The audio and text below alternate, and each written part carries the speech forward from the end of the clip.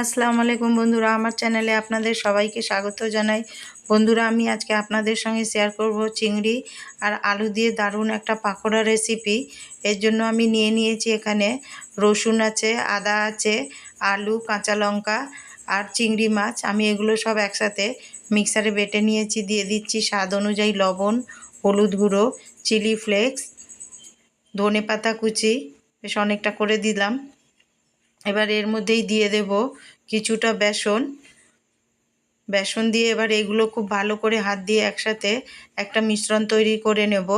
দেখুন তৈরি হয়ে গেছে। এবার কড়া চাপিয়ে আমি তেল গরম করে নেব। এই তেলের মধ্যে মিশ্রণ থেকে নিয়ে কিছুটা করে ওই বড়ার আকারে আমি তেলে ভেজে নেব। উলট পালট করে 4 থেকে 5 মিনিট ভেজে নেব।